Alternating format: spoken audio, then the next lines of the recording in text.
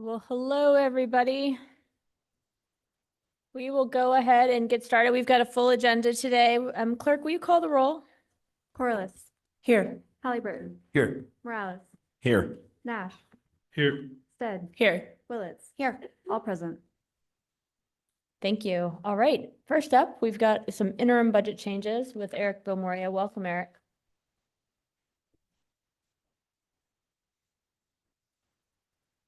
Thank you very much, Madam Mayor, members of the council. We have 12 interim budget changes for your consideration this afternoon, one of which is informational only. 5 of the interim budget changes are in the general fund, with the other 7 being in various other funds. We do have a larger number of IBCs on the agenda today than is typical in a normal month, as we didn't bring forward any IBCs last month. We bring interim budget changes forward for the council's consideration when there are budget items that either increase or decrease the overall expenditure level, expenditure appropriation within a fund, or increase or decrease any capital projects. We have a number of department representatives here this afternoon to speak to any of the changes that I'll be going over, and they can answer any questions that you might have. The first item for your consideration is a brand marketing strategy for the Arts and History Department in the general fund. This $20,000 investment would be funded through a reduction to the project portfolio account that was established as part of the fiscal year 23 adopted budget. The brand marketing strategy would allow the Arts and History Department to better communicate the entirety of its offerings in a clear, concise, and consistent way, and allow for a deeper level of engagement with the community. The second item is a $240,000 revenue neutral appropriation for fire reduction efforts at Stack Rock Reserve. This grant, which is from the Idaho Department of Lands, using grant funds from the U.S. Department of Agricultural Forest Service, would fund fuel mitigation work to reduce the risk of wildfires within the reserve. The next item increases budget in the risk and workers' compensation funds to cover self-insurance cost increases. When the fiscal year begins, the city is notified by its actuaries of self-insurance funding recommendations. These increases would be supported by fund balance within the respective funds. Our fourth IBC recognizes a grant from the Idaho Commission for Libraries and dedicates it towards our summer learning program. Specifically, this $10,000 budget neutral adjustment would allow the library to hire 2 summer interns who will help the library expand its outreach to underserved and underrepresented populations within the community, as well as to strengthen its partnerships with the Boise School District and the city's community centers. Our next item would reimburse the airport and the water renewal funds for ARPA eligible expenses. One of the allowable uses of ARPA funds is for revenue replacement, and both the airport and our public works enterprise funds experienced substantial revenue loss as a result of COVID. These ARPA funds are being used to reimburse the respective funds, enabling each department to fund a portion of the city's renewable energy goal to achieve 100% clean energy by 2030. The next item would allocate $160,000 to resume our pool planning efforts at South and Lowell pools. When the pools were closed, the Public Works and Parks and Recreation departments began an alternatives analysis to assess the conditions and options for these assets.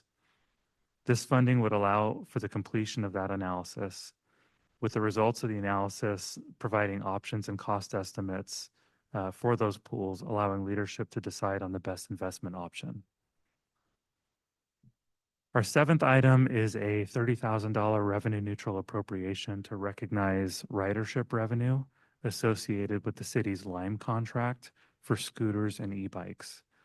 The first use of this funding would be to procure a data services contract from a third-party vendor, which would enable for a robust program evaluation and enhanced enforcement.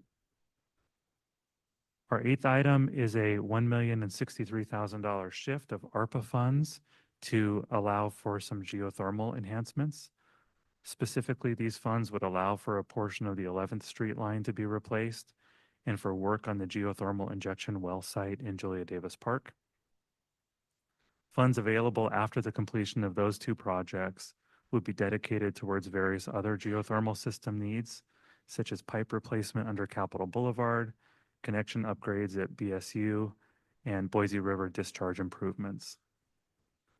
Our next item is a $75,000 appropriation for a capital project to increase the 8th Street geothermal line, to extend the 8th Street geothermal line between State Street and Franklin due to a new customer connection. Most of this cost would be supported by the new customer. Our next item is a $19.9 million expenditure increase for the purchase of 75.7 acres of unimproved real property located on South Eisenman Road in Southeast Boise. The property would be used for a recycled water facility and groundwater recharge site. The facility would include advanced filtration and supply cleaned water for industrial reuse and groundwater recharge. Final design work, environmental and planning, permitting, and early construction work would begin in fiscal year 2025.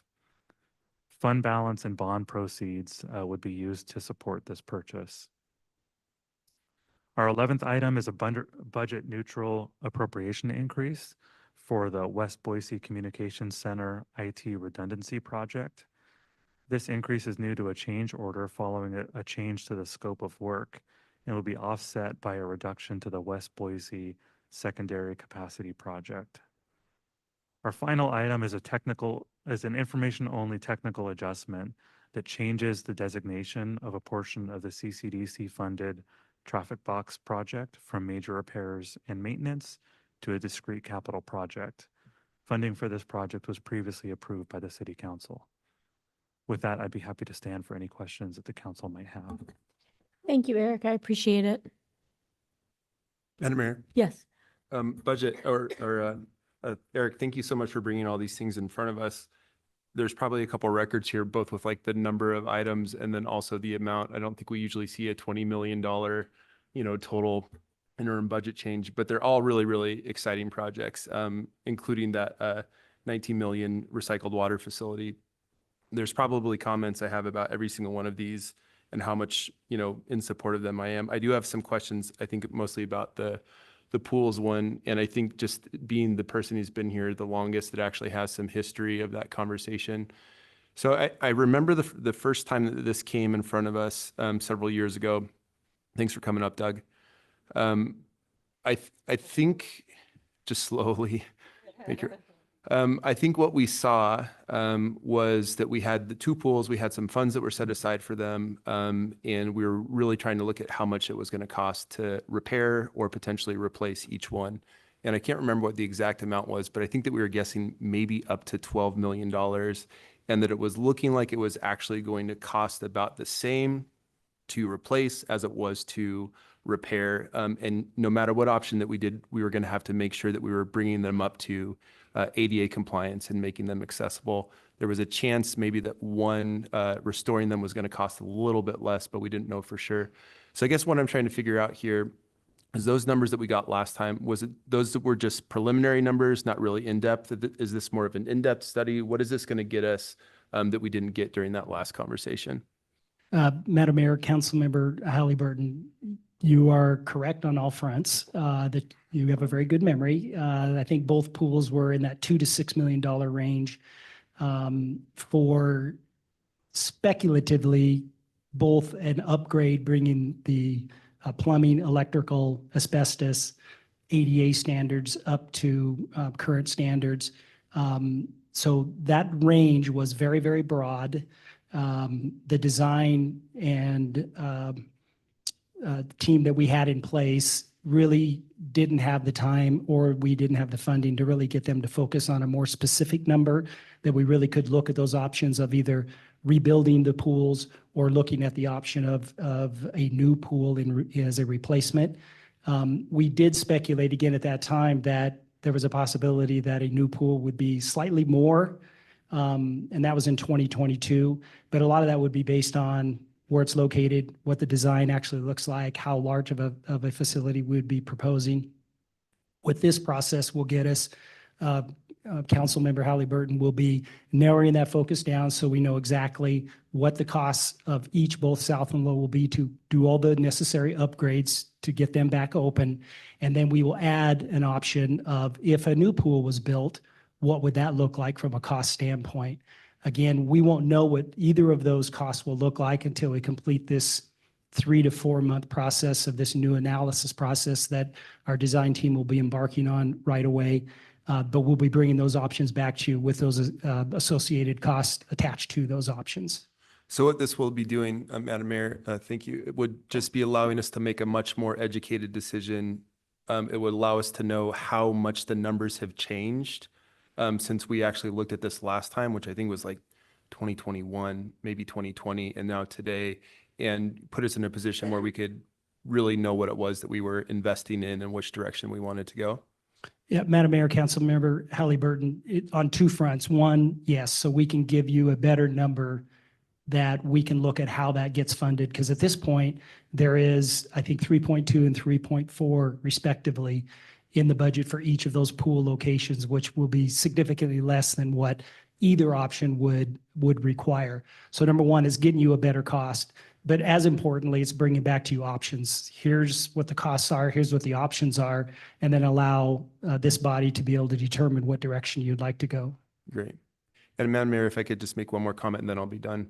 You know, I don't think it's a secret that I'm in support of restoring, you know, these pools if we have the ability to. I think that there's both a cultural value and the history, you know, that has had for generations in Boise, and then also value in reusing materials instead of, you know, starting again from scratch when it comes to some of our climate goals.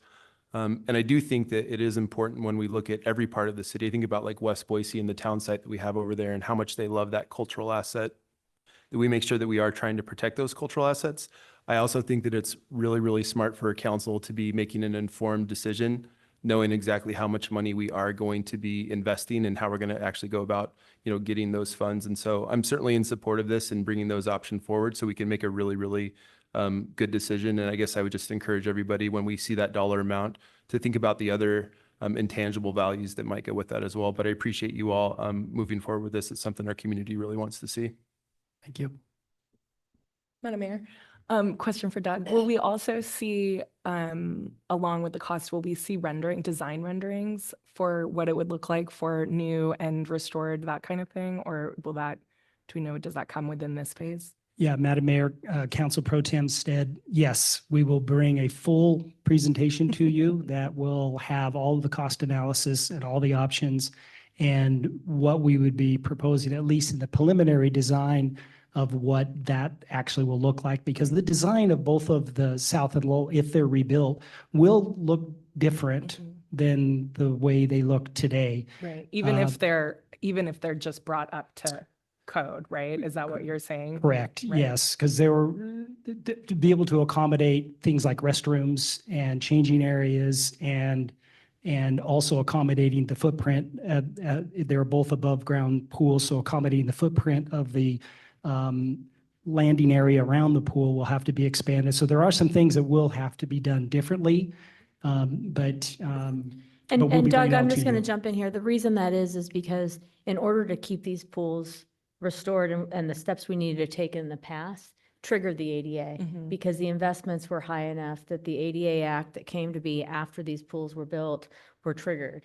And so that then begged the question, we couldn't just do the work that we needed to do to keep them open because we're required to then make sure that in making those investments, they're open and accessible to everyone. Yeah. And so they will look different if we keep them. I shared Councilmember Halliburton's value for these pools. That's where my kids swam. But they'll look very different so that everybody in the neighborhood is able to access them. Yeah, thank you. Thank you. Madam Mayor, along with that, if I may ask, will that also mean that we'll need elevators since these are above ground pools at each one of those for compliance? Yeah, Madam Mayor, Councilmember Corliss, that is correct. We're looking at in order to accommodate the changing areas, it would be, at least in the preliminary design, would be a separate facility built adjacent to or behind each of those locations. And then there would need to be elevator access so that all have access up to the top because they're both above ground pools at this point. So these are the things that the study will allow us to then weigh when we get that. Madam Mayor, Other questions for Doug? Doug, one. Doug, thank you. This is the next logical step. As Councilmember Halliburton said, we had a presentation on this and there were several options, but we didn't know what any of them would cost because we were in an extremely volatile inflationary market. And so even trying to put the costs on it a year ago, I don't think would have given us any sort of stability. So I'm really happy to see that we're going to have some plans, we're going to have some renderings, we're going to be able to make that decision. Two questions for you on that. Are you going to contract with someone or a firm to help with these planning studies? And then secondarily, will we have enough completed to address it in this next year's fiscal budget? Madam Mayor, Councilmember Willits, yes to both. So we do have an outside architect and contractor that's part of the design team that's working with Public Works, which is the lead project manager on this project. And we believe again that we'll have the analysis completed within the next 4 months. So we'll be coming back to you with some options at that time. We most likely are missing the 25 budget cycle. So there would have to be some work with our budget team on how we would get that funding in place if we want to continue to move forward.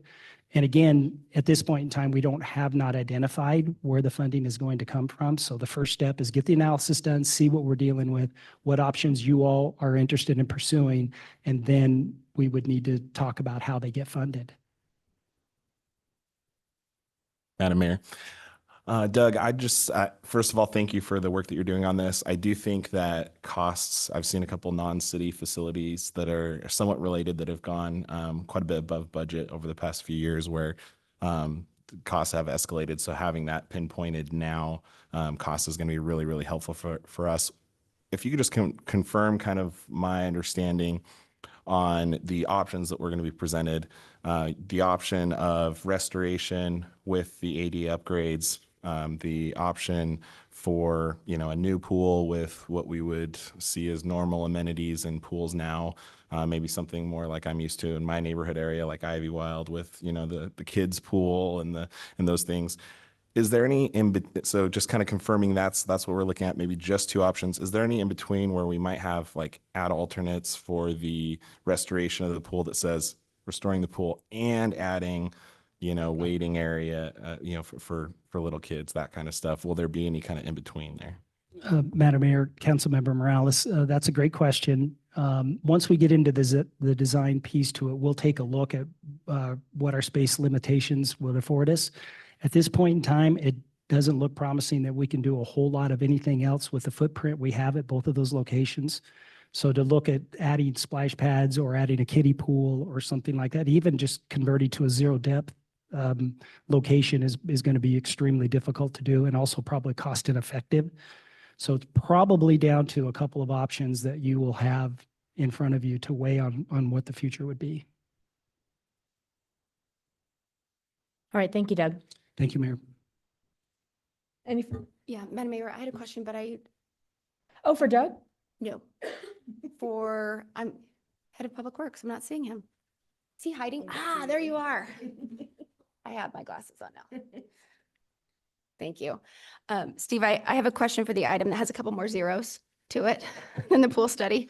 I think it would be really helpful for the public to get a sense of how much this is within the grand scheme of what the voters approved and what this piece does for what the voters wanted. Could you give us that bigger picture?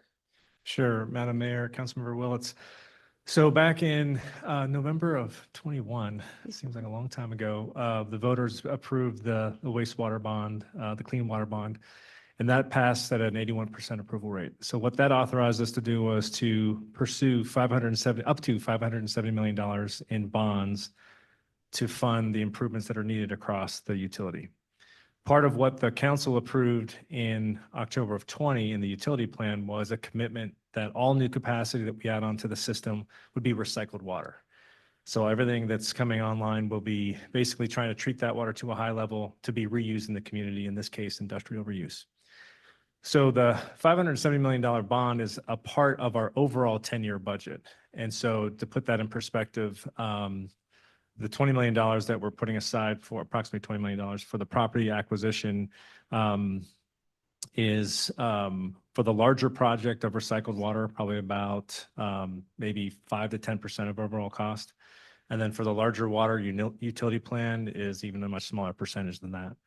So yeah, relatively speaking, it's a small portion of the cost. It is a big number. It's not lost on us. And I appreciate you asking the question. However, given the investment that's needed in the utility and specifically in the recycled water program, it's a small percentage. Thank you. Madam Mayor? Thank you, Steve. I appreciate the work that's been done here, and I don't want it to be lost on people that this wasn't just one site that the city looked at. Can you maybe tell us the other, or just the number of other sites that were looked at and why this site is so important to this project? Sure, Thank you. Madam Mayor, Councilmember Corliss. I think probably best just to talk to why this site was was important and decided on. Thank you. This particular site is in a location that when we started the process, if you had told me that we could get a chunk of land in this particular location, we would have jumped on it. That would have been the best location because it's located in close proximity to Micron Technologies. We're going to be diverting their current 6 million gallons a day from their existing plant to this facility. And then in addition, it's co-located next to the urban renewal district out there. And so that's one of the only areas in the city that's zoned industrial. And we're really hoping to promote industrial reuse to create a green industrial development that's very environmental friendly, climate friendly. And so this particular location is about as good as we could get. It's also going to reduce the amount of pipeline length needed to move water around. The closer we were to where the users are, the less pipeline, less pumping that's going to be required. So all those are really like, I couldn't have picked a better site, frankly. So, no problem. All right, anything further? Madam Mayor, just a comment and a suggestion. First, I think it would be great for us to get an update on this in general. I mean, we have. Oh, the kind of the Just clean the water, gl- the yes. water Recycled water planning, the program. whatever, the WRUP. Yep. Do you mean the recycled water in general or the whole plan The that? plan. Yeah, that's Yeah. guiding this. Sure. Okay. I think that would be helpful. And then just a comment, so the farmer's daughter in me always cares about water, always looks at that. And I just appreciate whatever we can do to recharge our aquifer, to keep our ag economy strong because we have limited resources there. And we need to be really diligent at that because that's where we get our food. So thank you. Thank you. Madam Mayor, quick comment. I know we're short on time. I realize that we're sort of casually approving a $20 million expense here and kind of glanced over it in comparison to some of the pool conversations. This is a huge deal. And this is something that doesn't just come in front of us and then we approve it really quickly. This is something that your team has been working on now for years and years and years. It's been part of a plan. You've been looking for the best site to possibly do this.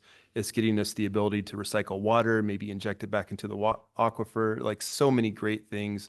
And again, I think the reason that why we move on this so easily is because so much work has been done every single step of the way. And the plan is so well thought out that it makes it easy. So I appreciate you all doing that. And this is such a great, exciting opportunity for us. So thank you. Thank you.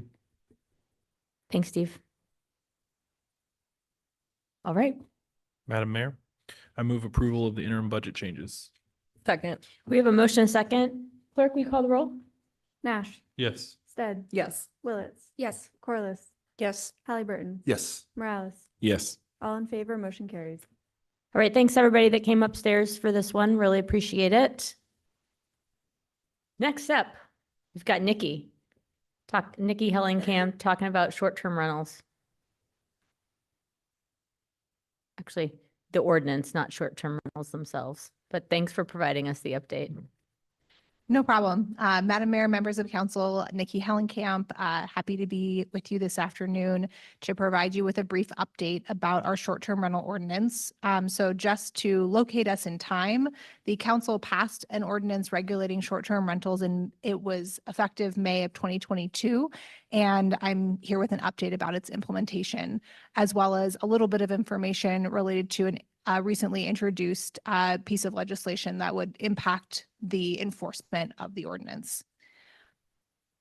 So just to review, the sort of reasoning behind the creation of the short-term rental license ordinance had to do with safeguarding the public health, safety, and general welfare and protecting the integrity of residential neighborhoods in which short-term rentals operate, and in turn to better understand the impact of short-term rentals on the larger housing market with the goal of grounding any future policy in data.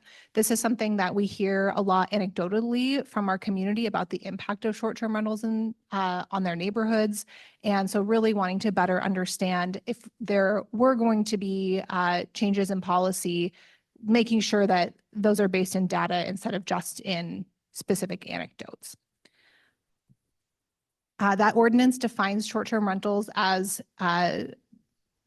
housing that is offered for a fee for 30 days or less. And the program overview here is that anyone operating a short-term rental needs to obtain and maintain a license. It needs to be renewed annually. There's an $80 cost to that license plus a $1.50 processing fee. And the operator, in order to obtain their license, has to provide some pretty basic information about the short-term rental. So they need to provide their contact information, as well as the contact information of a local representative. And that's somebody who is within a 20-mile radius of the city of Boise. The goal there being that we have somebody who is in state who can respond if there are concerns or issues with the short-term rental. Also providing the physical address of the property, the type and size of the property. So whether it's a single family home, a duplex, an ADU, and whether the property is owner occupied. In addition, providing information about which rental marketplaces the property is listed on and the corresponding listing numbers so that we can cross-reference there. Information about parking availability and maximum occupancy advertised. So there's no requirement in terms of how much parking you need to provide. Just tell us how much there is. And again, much of this is getting at some of those neighborhood concerns around parking, for example. So trying to understand how much parking is being provided by operators. Does it appear to be, a crunch system wide, or is this something that might be specific to individual short-term rentals? Also needing to provide information about the number of smoke detectors, carbon monoxide detectors, fire extinguishers, and proof of liability insurance, which if you're listing on Airbnb or some of the other platforms, liability insurance is provided by the platform. But for folks who are listing in other ways or on other platforms, it's not. So being able to provide documentation that there is sufficient insurance there beyond homeowners insurance. The ordinance does also require that the short-term rental operator provide and maintain functioning fire extinguishers, smoke detectors, et cetera. It requires a conspicuous display of the license, which is a consistent requirement for other businesses that the city regulates via licensing. And the idea there being that the person renting the short-term rental benefits by knowing that the property is in fact licensed. And also it's an important notice to law enforcement regarding the type of property they're responding to during an emergency or call for assistance, to signal to them that the person they're interacting with is likely not the homeowner or the long-term resident, and that is something we heard from law enforcement could be a helpful thing for them to know. The ordinance also requires things like trash to be stored outside of public view, quiet hours maintained from 10 p.m. to 8 a.m., and that other city ordinances be followed. So that's what the ordinance does. And as I said, it went into effect May 1st. In terms of the outreach following the ordinance passage, the city did a press release. There was a fair amount of earned media on both print and television. In addition, social media posts, outreach to local neighborhood associations, and direct and targeted outreach to the platforms, as well as property management companies that specialize in short-term rentals and the Boise Regional Realtors. So how did the results play out? A few months after the ordinance was put into place and became effective, we had 92 short-term rentals licensed, and we were pretty sure that there were more than 92 in the city of Boise. So we kind of upped our game in terms of that community outreach. And as of January of this year, we had 416 active licenses. That we had 13 code compliance cases opened. And so those were situations in which neighbors reported that they believed there to be a short-term rental operating in their neighborhood that wasn't licensed. So those are incidents where code compliance reached out and either found that it wasn't a short-term rental that was being operated, or that it was, and people were voluntarily brought into compliance. We estimate that an additional about 1,100 of these are out here unlicensed. So this continues to be something in terms of the enforcement of the ordinance, the implementation of it, that is going to be a continued project. So I'm going to get into what we're going to do to kind of increase compliance. But before we do, I did want to just share a little bit of the information we have from those 416 active licenses. So again, this is a very small slice of the short-term rentals that are out there. It is likely not representative of the short-term rentals overall, right? Because these are kind of our early adopters and people who came into compliance quickly. But just in case any of it is of interest, wanted to flag that information. And in particular, when we come back to you again on this topic, wanting to make sure that the information we're sharing is what you're looking for. So just a little bit of information about the parking that's provided, the property types. You'll notice that if you look at the owners, in-state and out-of-state owners, together, they add up to much more than 416 licenses. So in case you're scratching your head over that, it's because many of these properties have multiple owners. So that's why. In terms of our next steps, given the low compliance that we've seen, the city obtained addressing information for likely short-term rentals and cross-referenced it with county assessors data, and then sent letters informing the owners of the ordinance and the requirement to obtain a license. So just saying, hey, friendly reminder that this is a thing, and maybe you didn't know it was a thing. Those went out last week, actually, and they are we expect that they're being delivered this week. I know from Jamie and her team that we have actually started seeing some additional applications for licenses in response, as well as people reaching out and saying, hey, this was a short-term rental, but I don't do that anymore, and asking questions. So we'll continue to respond and to monitor those numbers. Okay. Before I move on to the proposed legislation, I'd be happy to pause and take any questions or comments folks have related to the implementation of the ordinance. Madam Mayor, quick question. Thank you. This is really helpful. How did the city go about getting the addresses for likely short-term rentals? Madam Mayor, Councilmember Willits, I'm going to say what I think the answer is, and then I'm going to look over at Jamie for a nod about whether I answered it correctly. So my understanding is that we were able to purchase addressing data from a company that can essentially provide latitude, longitude data pulled off of posted short-term rentals, and then by cross-referencing it with assessors data, can then get to that owner's contact information. Jamie, how did I do? Yes. Madam Mayor, can you just speak to that? So I'm assuming how many mailers did you send out? Because we have a gap, it looks like estimated gap of about 680 units. How many were you able to maybe capture with that poll, and how many mailers were sent out? Madam Mayor, Councilmember Morales, the gap is actually, we think it's about 1,100 units. And so that is how many were sent out, just over 1,100.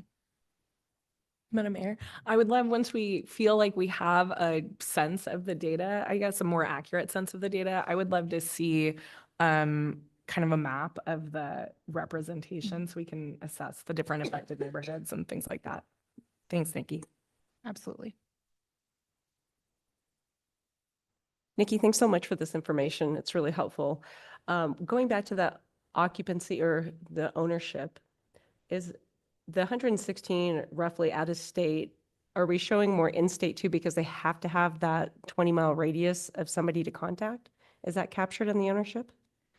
Madam Mayor, Councilmember Corliss, I had a similar question, and I think given the data, the way that we currently have it, I don't know that we have a way to answer that quickly for you today, but I'd be happy to work with Jamie and her team, and we can get back to you with some more information around Appreciate that. Thank you, No Nikki. problem. Thank you.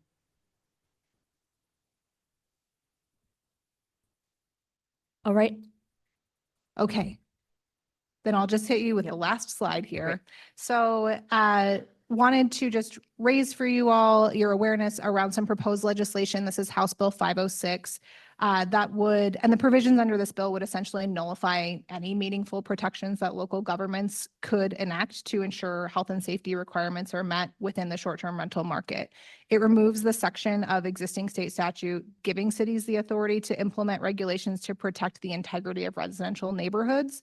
And it also includes a lengthy list of regulations that cities are not permitted to enact. Many of them are things that the city of Boise is not currently requiring. So things like notification of neighbors that a short-term rental is in proximity to their home. We don't require that. Or caps on the number of short-term rentals. We don't have a cap. But there are a number of things that our ordinance does currently require that under this new legislation, if it were to pass, we would no longer be able to require. So that includes insurance restrictions.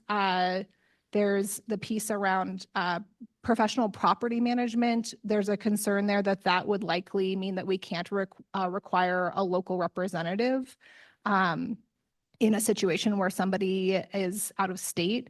The fire protection regulations as written, cities wouldn't be able to require short-term rental owners to provide functioning fire alarms, fire extinguishers on the property. So that piece wouldn't be enforceable. And the internal and external signage is another one that would not be, that cities would be prohibited from requiring. The legislation would also create a very narrow set of circumstances in which a license can be revoked. And those two circumstances would be for not paying a licensing fee. And just as a side note, that licensing fee, according to the language in the legislation, it's not permitted to be more than other licenses, which it's a little bit unclear what that means because the city of Boise has licenses at a range of costs from like $37 for, your child service workers up to more than $500 for your liquor license. So a little bit unclear about what that means exactly for us. But so not paying your fee is one reason you could have your license revoked. The other, it's very specific in saying that the landlord needs to provide, or excuse me, the owner would need to provide a statement saying that the property or its occupants haven't received 3 or more convictions on 3 or more separate occasions for violating city ordinances within the past year.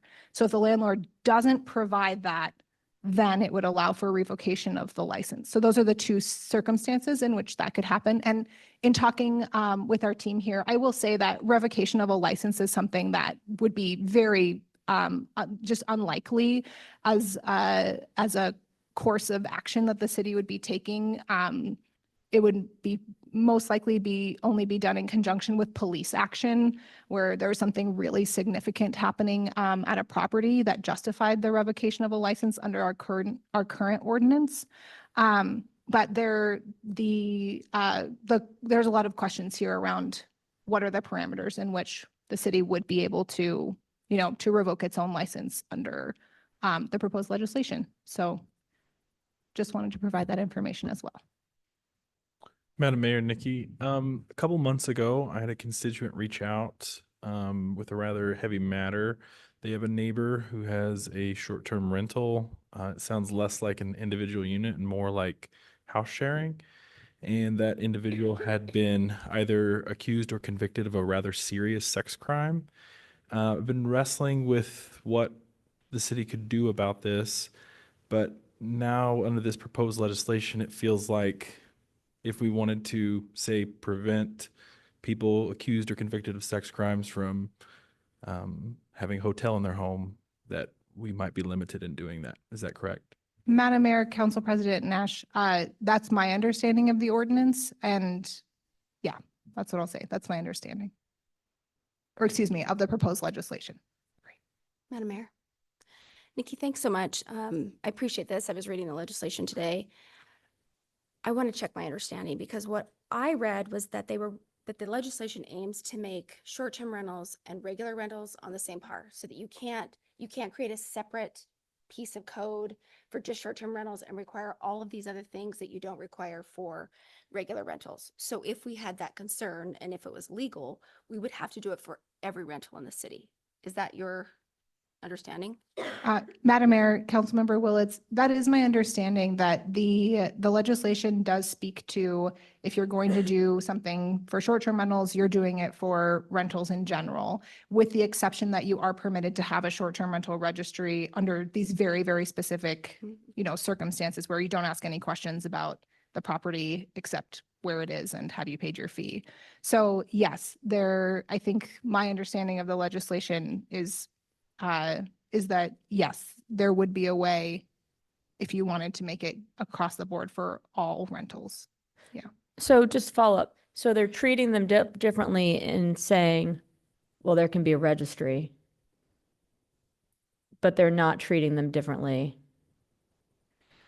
in allowing cities then to determine,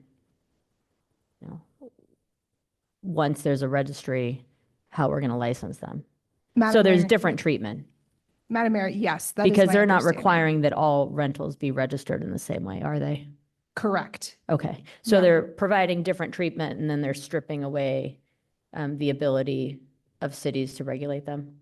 Madam Mayor, yes, that is my understanding. Okay, all right, thank The, you. no problem. The one thing I would add on that is specific to the requirement of fire protection. Under state landlord-tenant law, there are requirements around ensuring that there is adequate fire protection in a unit. And so there is a little bit of maybe incoherence there as well in terms of treating the two differently, given that we already at a state level do require that additional fire protection for long-term rentals.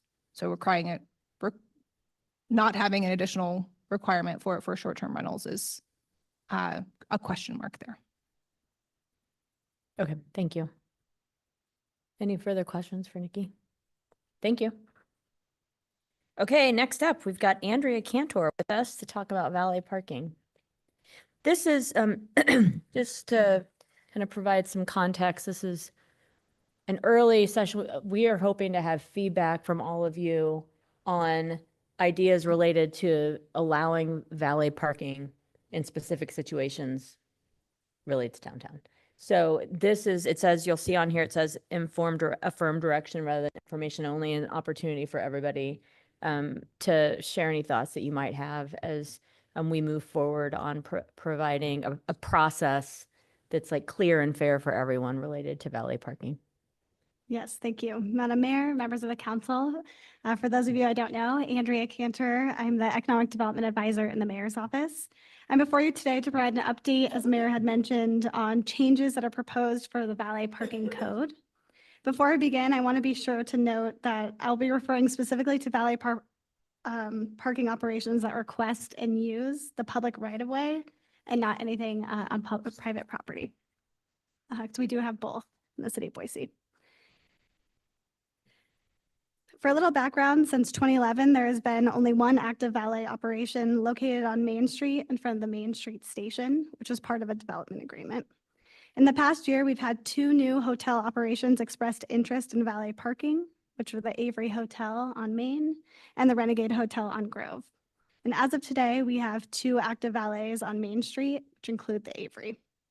With the growth and changes downtown, there continue to be competing interests for space within the right-of-way to accommodate a variety of uses, like customer parking and delivery zones. While we currently allow valet parking, staff identified some code changes needed to better meet the needs of downtown businesses and the public. We've outlined 3 main goals for these code changes to valet parking. In the next slide, I'll get into more specifics, but goal 1 would be to add specific criteria to the valet parking application. Goal 2, limit the use and approval of valet in the public right-of-way to hotels with limited or no on-site parking. And goal 3, in exchange for the use of the public right-of-way for a valet, to assign a fee to compensate for the public for the loss of any revenue if we gave up meters. Here are 5 kind of specific code revisions being proposed, which are bulleted on the right. I'll highlight a few of the items I think are just most important. So first, these changes will provide more specific criteria for applicants when applying for valet to create more transparency around what is being reviewed for approval and/or denial. For example, applicants will need to provide a clear statement of need and demonstrate how the site is uniquely constrained and that there's a need for this use. Right now, the application criteria is vague and the code provides broad discretion to staff to approve or deny any applications. These changes would also limit valet parking to hotel use with limited or no on-site parking, similar to what's found at the Avery Hotel. Currently, any type of business can apply for a valet operation. Over the past 2 years or so, we've heard from the business community a desire to protect and preserve metered parking where possible. And so staff feel limiting the use of this tool could be the right balance. And last, the code would outline that an additional fee would be assigned per meter per day for the use of the valet. This is around $15 per meter per day, which is the same formula we currently use for special events and meter reservations. I've got a question just on that. What's the Yeah. cost of a parking spot in one of the CCDC garages per day? Per day, it could, I would say around $15 to $20 a day in the parking garages. Thank you, Madam Mayor. And yes, as of today, valet operations are only required to pay the annual license fee, which is around $290 max. And so this would address the loss of revenue for the use of meters in the public right away. I do want to note that these changes wouldn't impact the current valet adjacent to Main Street Station, which is a non-hotel use. It would be exempt, however, we would still require an annual license from that operation. So next steps, taking into consideration any feedback received today, our next steps would be to make these code changes, coordinate with the current valet license holders, and have these changes take effect before the next license cycle, which begins on January 1st, 2025, since these are annual licenses. In closing, I'll just thank all the folks that helped kind of engage in this effort and stand for any questions. Thanks, Andrea. Questions or feedback? Madam Mayor, I'd like to know, do we have any data on what the valet usage is like at that Main Street station stop? And I think my understanding of that area is, and I actually don't know if those vehicles are also parked in the US Bank garage, but I believe there's also a valet stop underground in the US Bank garage. Are those vehicles going there as well or to a different garage? And do we have data on how much is being used? Yeah, Madam Mayor, Councilmember Morales, great question. We don't have that data. It's something we could get and report back. Madam Mayor, would any part of this licensing require us to be able to receive that data from those applicants or that have licenses for valet parking, that we might be able to understand that usage? Can we do that at all, or would that be of interest at all? Yeah, Madam Mayor, Councilmember Morales, that's a great point. I think something that staff was considering as we assigned a fee for the use of the valet beyond the license, that now businesses would have to make some kind of assessment saying like, is this worth it? Do we have enough users on a daily basis, weekly basis for our hotel use? Main Street is slightly different, so I can definitely look into that. But the thought being the hotel use to ask for valet would have to then say like, is this worth paying car park to operate this valet operation and pay the city for this use? Or is there maybe another option for that? Great question. Madam Mayor. Oh, go for it, Lucy. Ladies first, okay. Andrea, thank you. I want to check my understanding on this. So if I am a hotel or a business that has adequate parking and I want to use valet as an amenity, would I need a permit? Would I need to pay money to do this to the city? If you wanted a valet operation within the public right of way, so along the curb, not on your own property, then yes. Okay. This change to the code really limits our scope to who could apply for valet. So that's why we're looking to limit to hotels with limited to no on-site parking, knowing that in many cities, it's expected for a boutique hotel to have some kind of curbside service. The Hyatt Place downtown or some of our other hotels, they they plan for that on site. In at 500, you pull onto site in the kind of little roundabout, but that's on their private property. And so this is saying, if you want to use public property, you'll need to show that it's a need and you don't have parking along the back that could be used for this use. So it's a need, not a want, is what you're telling me. Yes, part of the new criteria would be to demonstrate the need and how the site is constrained and why you may need valet to help with your operations. And I jump in here and say, for a hotel, it's definitely a want. But when we're judging the process that we're going to create that takes away public parking places from the public for it, so on the street, when we know that there's a real cost to that, then we need to have the reasoning for why it's necessary. And just a want doesn't meet that necessity piece. So it's the show us the need, and then we look at the cost of create a cost structure around that to then consider providing it. More follow-up.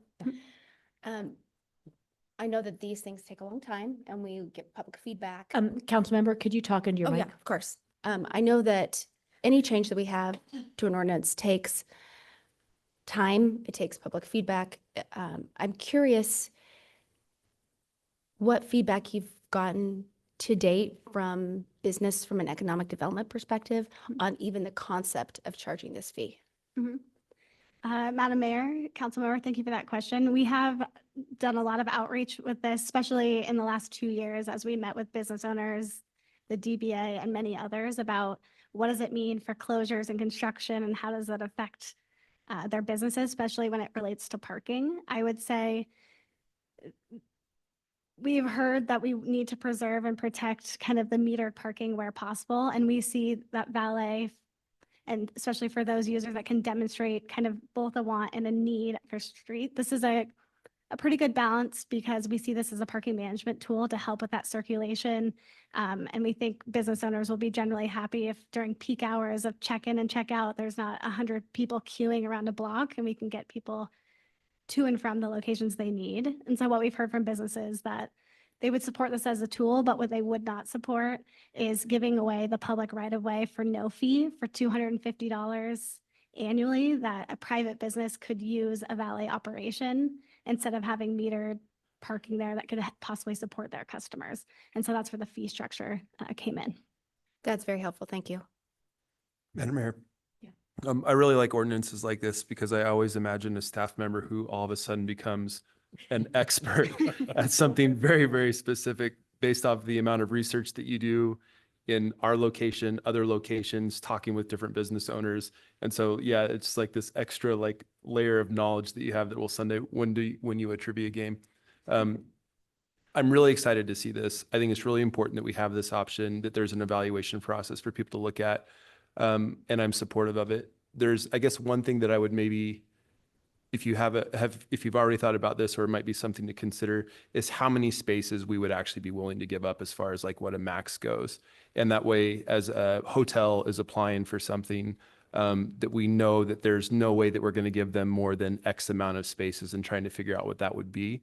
And so giving them some guidance at the beginning, don't apply for something that we're never going to approve because we're never going to give you more than, I don't know, 3 spaces, whatever the amount may be. I trust that you've done a ton of outreach on this. And so I don't know if that's something you looked into or not. If not, that might be something for us just to consider as far as guidelines go. Yeah. Madam Mayor, Councilmember Halliburton, thank you for that. That is something we have looked into and talked to kind of our parking services team. I think in the past, we have had folks ask for multiple spaces, 4 space. They want as much space as they can. And we've definitely guided them and said, in this location, because of these constraints, we might be able to give you 2 meters or 3 meters. And that goes for temporary kind of construction use as well. We've had contractors say we want 7 meters hooded for a year, and parking services have come and say, for the following reasons, we can give you 2 for 6 months. So it is something that we're taking into consideration. And it is under kind of the parking services discretion when they're reviewing these applications. Perfect. Thank you. Thanks for all the work. And I guess my last comment would be, if our hotels have restaurants, and I'm sure that you've thought about this as well, I think we just need to make it very clear to those hotels that this is for hotel use and they don't get to use it for their restaurant when no other restaurant actually gets to apply for it as well. Again, I know that's something that you've probably already put a lot of thinking into. Yes, thank you for that comment, Councilmember. Madam Mayor. Andrea, thank you for this. Could you go back to a slide where you were showing rates and do we have something on there regarding the annual cost outs? I don't have it on the slide, but the annual cost, for example, if you wanted to use 1 meter, it would come out to about $4,500 a year if you Uh-huh. wanted to reserve 1 meter.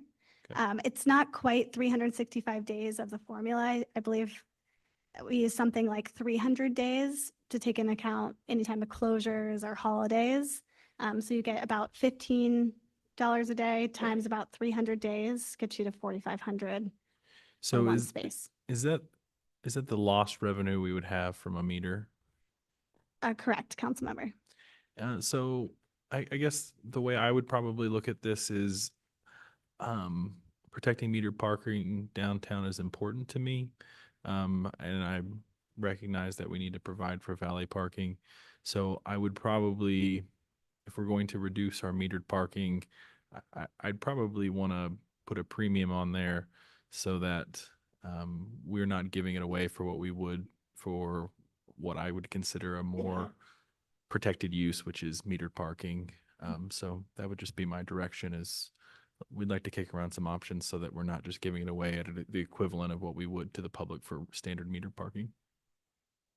Madam Mayor, council member, thank you for that. We can definitely work with parking services on kind of our financial model related to that. I could be slightly incorrect on how they've calculated that and if that does cover something above and beyond what a normal meter would make. So we'll be sure to look into that. Thank you, Mayor. So hi, Andrea. I wondered, forgive me if I missed this, but where would the cars be parked? Oh, great point. Madam Mayor, council member, valet zone in our code does specify that this has to be kind of a temporary loading. You need to come to the curb and then the cars need to exit. So it would, the valet operators would also, as per their application criteria, have to show that they have a parking plan and a parking agreement with either a local surface parking lot or maybe in a local parking garage. So that is something they'd have to show that they have the ability and agreement to move the cars to a different location. Thank you.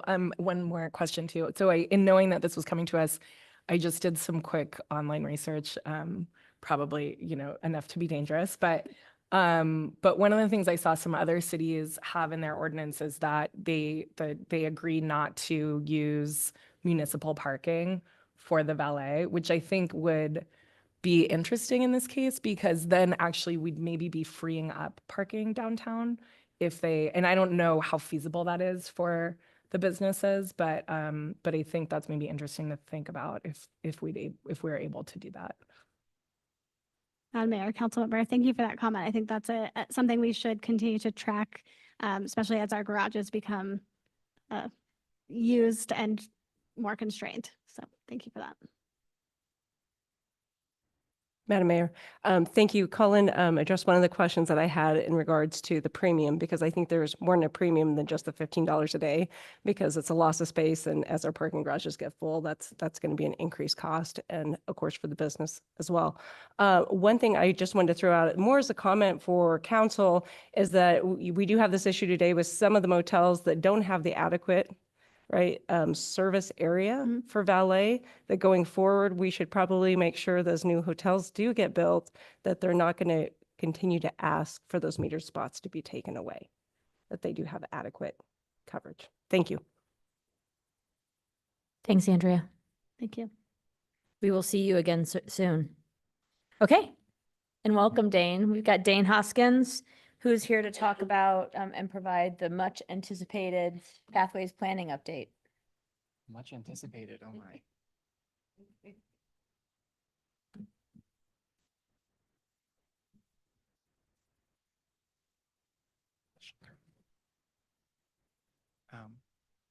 Madam Mayor, members of council, good afternoon. Thank Can you you for pull your, it closer? Great. much taller. Madam Mayor, members of council, thank you for your time. I'm Dane Hoskins. I'm the Pathways Program Manager, and I'm going to provide a quick update on the Pathways program as it's been built out this year. At a high level, we'll start with some background on the Pathways plan and how we got here before moving into a high-level overview of the Pathways program. at which point we'll turn and look at implementation, what projects we have funded and are advancing now, and what our next steps are looking like. Quick background, the Boise Pathways Master Plan was adopted in January of 2022. This plan builds on the spine of the Greenbelt and envisions a 160-mile network of off-street pathways that connect, that use canals, river corridors, roadways, and parks and open space to connect people to jobs, employment opportunities, schools, kind of community destinations, and generally provide access to nature.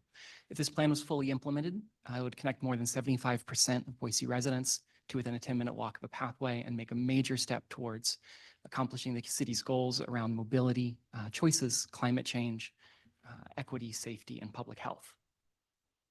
So before we go too far into this, I want to take a moment and just talk about what we're talking about when we speak about pathways and multi-use paths. The key feature of pathways and multi-use paths is that they are separated from the roadway to provide safety and comfort for the users.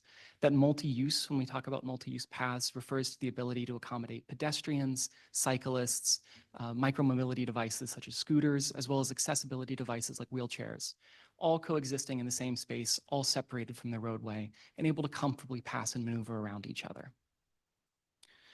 It's also important to note that these pathways and these facilities can be responsive to local community needs as well as specific contexts that they're in. The industry standard for a moderately trafficked pathway is a 12-foot wide path. Concrete surface is usually preferred as it provides the maximum amount of accessibility, as well as kind of the life cycle maintenance costs involved in something like that. In some high demand areas, we'd be looking at 14 feet in width or wider. This is just to really accommodate that really high demand need. And we've seen a lot of expansions in that direction on some of the really exciting parts of the Greenbelt. Similarly, we'd be looking at a separation of pedestrian speed users from cycle speed users to reduce those conflicts as well. At the other end of the spectrum, we have our local neighborhood paths. These can be 10 feet or a little less if the corridor is truly constrained. Again, we're usually looking at concrete, but we'll be open to considering something like a trail or an unpaved section if that's what the context requires. So following the recommendations laid out in the Pathways Master Plan, we established a Pathways program. This program lives within the Mobility and Public Spaces team within Planning and Development Services, and I was hired in June to help stand up and implement this program. It's really key to have dedicated staff and time and attention to Pathways projects, as they often are big and complex and different than anything else our city works on for the most part, and requires a very specialized set of skills and experience and ability to manage relationships. This program in general is responsible for holding the vision laid out in that Pathways Master Plan and using it to guide project prioritization and selection and ultimately deliver the pathway projects that are articulated within that vision.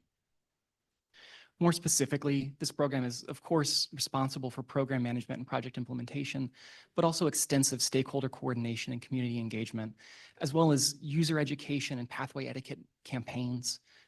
We also take on marketing and branding, as well as seek funding for these projects. Something I want to take this time to highlight is the importance of interdepartmental coordination within this program. I work daily with staff from Parks and Public Works and Legal and Department of Financial Affairs and most other governments most other departments, as well as CCDC, ACHD, and other kind of partner agencies in the region. The point here is just to highlight that this program has a lot of facets and will require buy-in and coordination with basically every department within the city and every agency in the region. So with that, we turn towards project implementation. At the highest level, there are three ways a pathway project is implemented. The first is through the development review and entitlement process. The second is through partner agency projects. And the third are our city-led capital projects. And we'll discuss each in turn. Starting with the development review and entitlement process. This is where the Pathways Master Plan links with the modern zoning code.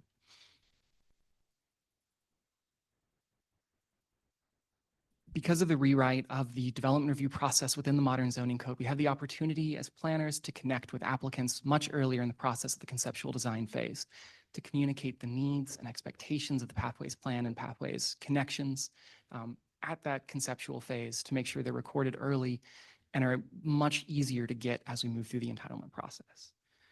This plan also strengthened the tools available to planners to make sure that we can require the kinds of facilities that we are looking for when we need to. We have the ability to acquire easements and determine and have more specificity in determining the location and route, materials used, and size of pathways that we're looking at through these developments. Since 2022, we've conditioned more than 2.7 miles of pathway or pathway easements. And we have another 7/10 of a mile under review right now. That's separate from pathway projects. That's just through the development review and entitlement processes. I also want to note, I think a great example of this is the Vista Point development, which was south of Victory Road, just north of the New York Canal. This development, through the entitlement and review process, we worked together to establish pedestrian improvements along Victory Road, as well as a canal pathway outside the easement of the New York Canal. Since then, the neighboring property has also come in and matched those conditions. And through these two developments, we've conditioned more than a mile of pedestrian improvements and pathway in addition to the internal site network. And that's a big win. And this is a big opportunity to unlock big projects through these sorts of developments. The second way that we implement projects is through our partner agency projects. We're constantly collaborating on individual projects as well as ensuring the Pathways Master Plan can be foregrounded in the work of other agencies. These connections are opportunities, of course, to see our projects implemented, but also to ensure the execution of the on-street bike facility and pedestrian network needed to make these pathways work and make them connect to where people go. CCDC has been a fantastic partner as we've moved the Boise City Canal pathway project through design towards completion. This project connects 3rd Street to Broadway in line with the Idaho Power St. Luke's properties there, is in development review right now, and we expect to break ground this winter. ACHD has also done fantastic work in this space by updating their pathway policy and is constantly improving the on-street network. They recently adopted the West Bench Neighborhood Plan that included several references to the Pathways Master Plan and some of our priorities. This is really important to be able to align our planning efforts and share the same vision for our transportation network. And that brings us to our city-led capital projects. The next two projects that'll go through are funded through our federal funds and being managed by our team. But first, I'd like to just quickly acknowledge the ongoing works of Parks in this space. They've been real leaders in implementing pathway projects, including the Goddard Linear Park, and still have a few pathway projects within their portfolio. And I appreciate their experience and their work so far. So the first ongoing project is the Cassia Garden Cassia pathway connection. This runs from the Cassia Street Bikeway and Cassia pathway within Cassia Park to Garden Street via the electric light switch lateral. This provides a continuous connection from the Greenbelt down the currently under construction Garden Street Bikeway to Cassia Park, and again, it supports connectivity to several schools in the area. This actually made a brief appearance on your agenda last week as you approved a professional services contract for the environmental review, public outreach, and conceptual design phases. Design is anticipated to continue through this and next year, and public outreach is at least expected to start later this spring. The second project that's again currently funded and advancing is the Broadway Federal Way pathway connection. This is a critical connection that'll bring users off of the Federal Way pathway down to Leadville Avenue and provide that continuous connection to the Greenbelt. It closes that critical gap in the network and really begins to knit together neighborhoods that have been separated by existing infrastructure, kind of our city's topography. We anticipate a contract for design to be on your agenda shortly and expect to proceed through design this year. Similarly, we're also expecting to see public outreach later this spring. So those are the projects that have received funding and are proceeding towards implementation. We're kind of going to turn now to what's next and some of the projects we're looking at pursuing next. So we've spent our time working through the 165 projects outlined in the Pathways Master Plan and narrowed down a set of very strong candidates we feel are ripe for implementation at this time. Throughout, we've been focused on more simplified ownership structure. This means city-owned property or single-owner property segments, as we feel these are the conditions that'll really allow us to move these projects forward quickly.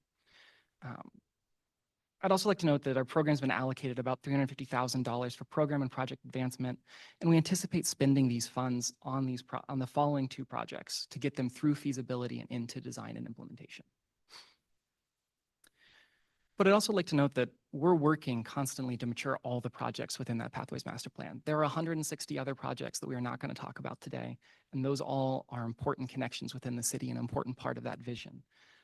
So we're using every tool that we have, from planning products to constant engagement with property owners and stakeholders, to develop concepts and designs and use those designs to seek funding that are going to bring us towards implementation. We're working on all of that as well, and we'll bring those to you at the time when they're ready to proceed to implementation.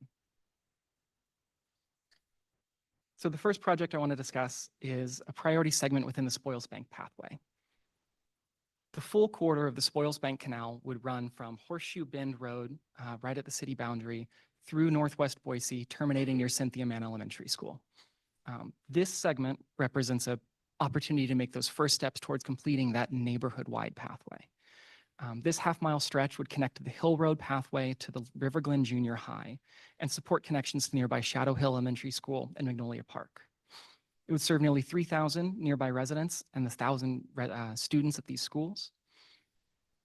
And our next steps on this project would be beginning those stakeholder and property owner outreach, using that feedback from the community and from owners to inform our concept design and bring that forward into our final design. I'd also like to note that we've submitted a Compass application for federal funding for 2 other segments as part of this broader network, and this will only strengthen the argument for those projects being funded moving forward. Second, I'd like to speak briefly about the Spalding Ranch Tuttle Lateral Pathway. This would connect the ongoing parks project at the Spalding Ranch site to Capitol High School following the alignment of the Tuttle Lateral. This would serve another 4,700 nearby residents, increase our neighborhood connectivity, and support connections to the nearby Valley View Elementary School, Mountain View Elementary School, and Mountain View Park. This was considered a near-term priority at the time of the development of the Pathways Master Plan, and a pre-concept report was developed at that time. Our next steps would be to re-engage with property owners and move this forward into design as quickly as possible. Said briefly, these are the 2 projects we would like to put forward to advance. And I'd love to stand for your questions about the Pathways program generally, or how we got here. Madam Mayor, thank you for much for this presentation. Could you talk a little bit more about costs of these projects and how they would be funded? Yeah, great questions. So these 2 projects, both CASHA Pathway and Broadway Federal Way Pathway, are funded through Compass federal grants. I will need to check my numbers to get you the exact cost of both of them, and I apologize for that. They're both funded to the order of $1 million to $2.5 million. But the city takes on a 7%, 7 cents on the dollar for that cost through the way the federal match works. Generally, the rule of thumb when we used to estimate pathway costs moving forward for the next 2 is something on the order of $200 a linear foot or $1 million a mile. Those are our rules of thumb for estimating pathway costs. But the actual cost has a pretty wide variance around it, as you would notice from the previous 2 projects, based on really specific context-dependent variables. So do you have to pipe? Do you have to build a structure? There are those sorts of considerations in there as well.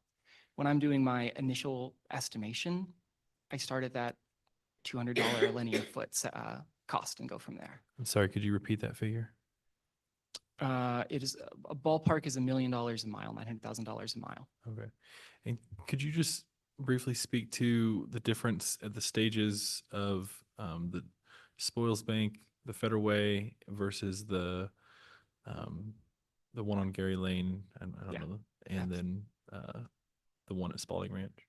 Absolutely. So the probably farthest along, I would consider the Federal Way Broadway connection, only because we have a contract that is essentially ready to move forward into design. That'll take estimating about a year to finish that design. That's PS&E, and we're ready for implementation. That's been fully funded by Compass, and so we've got money in the pipeline moving through towards it. Next, I'd talk about the Garden CASHA pathway. We're entering the environmental review concept confirmation phase. We discovered through this project that we have to go through an environmental review process when we're tiling certain canals using federal funds. that had us hit the reset on that process. And so now we're re-entering that process to confirm the concept that we have is appropriate and meets those federal regulations. That'll take a year before we can proceed into final design. So that's where that timeline comes. Next, I would say Tuttle is kind of moving through the pipeline as it has that pre-concept report, has a much more accurate cost estimate developed, have some preliminary alignments ready to go. And I think that'll also advance very quickly as we're starting the stakeholder and community outreach component of that shortly. And then last on the list is, when I say last on the list, least work done to date is the Spoils Bank connection. And that's essentially been me doing some desktop analysis on that. Madam Mayor, quick questioning. So as we bring these new pathways online, how are we able to, I guess back to a funding question, but how can we maintain them as well as the pathways that we already have? What's our commitment, I guess, to upholding that? Great question. And that's something we've been working on with parks consistently. Using parks resources and our own kind of forward capital planning, we've been able to put together, are putting together essentially a capital plan of when we expect pathways to come online and the associated expenses that parks will have to meet those needs. So it essentially breaks down into like amenities per pathway, so number of trash cans and benches and those sorts of things that require a person to service them, translates into staff that parks has to maintain. So that's something we're continuing to work through as we get a better feel for what our pipeline looks like as it gets built out.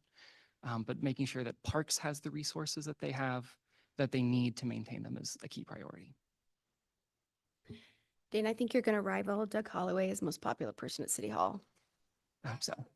Everyone is going to want a pathway close to them. I think this is one of the most remarkable things that have been done in the city that has gotten the least amount of attention because of all of the other things that have happened that have greater ink, so to speak. I'd like to compliment Councilmember Halliburton. He worked so hard to get to this point, and it is really remarkable, and it is legacy for the city for folks to be able to walk and bike safely to where they want to go. It just gives us all more choices in our daily life.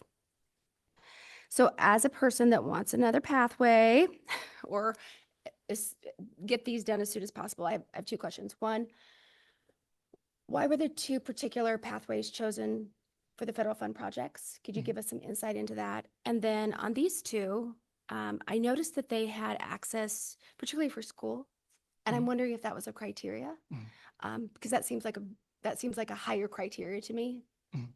If we can get kids to school more safely and that they can walk. So I'm wondering if that was intentional or if that's just a byproduct. Yes, ma'am. Madam Mayor, Councilmember Willits, I appreciate the question. I appreciate the encouragement. If everybody I talk to is excited about as you are, this is going to go fine. The two federal funded pathways were selected before I joined the city, so I don't have a ton of detail. From my review of the documentation, one of them essentially grew out of a neighborhood engagement project. That's the Cassia Parkway one. The opportunity to add a pedestrian bridge similar to the Cassia Park essentially grew into this project that we have now. But this project does meet a really important and close a really important gap within the network. And so it continues to be a priority that we push. A Federal Way Broadway, I think, identifies a key gap. There is no safe way to get down from Federal Way to kind of the Broadway-Leadville area for about a mile and a half or more of that stretch of Federal Way. We know there's topographic and infrastructural constraints there, but that's the need that's meeting, and that's how that was selected. Looking at the two projects we're looking at now, absolutely access to school is a priority. You know, when I imagine these pathways, a user in my mind is a young student who doesn't have the ability or privilege that I had getting driven to school in the boonies most of the time. And so providing that access and connectivity builds a really strong narrative, gives us a lot of ability to come to the community and say, this is a true amenity and see that value and make it obvious. I think connectivity to school is one of the key criteria that we're looking at, and it's one of many. So, Madam Mayor, I want to thank you for kind of explaining that because I actually had that question as well, and I do think that that's the right priority. And just being someone who my kids rode their bikes to school today, and they did the full mile on a pathway, so they never, they didn't interact with traffic on that pathway. And so I'm kind of a user because I'm grateful for that security that they have, right? And I can trust and first and third grade that they can, kindergarten and third grade, sorry, that they can do that. So thank you so much for all the work that you're doing and being able to build these out so that more and more kids can benefit from them. Thank you. Madam Mayor, Dane, thanks for being here and thanks for the presentation. Yeah, I think that there's lots of different things that we grade these on, and equity being like a really large amount, but feasibility being sort of the other big one. Like, can we actually do this and is it possible?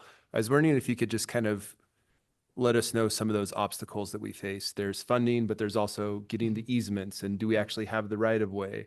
And what are some of the obstacles that we should expect as we're looking at these in different parts of town? Madam Mayor, Councilmember Halliburton, the way I explain this to start is that we have about 3 bodies that we're trying to get lined up. There's a 3-body problem here. Is we have the underlying property ownership, and we have to work with the owner of the real property to execute an easement on their property for public access.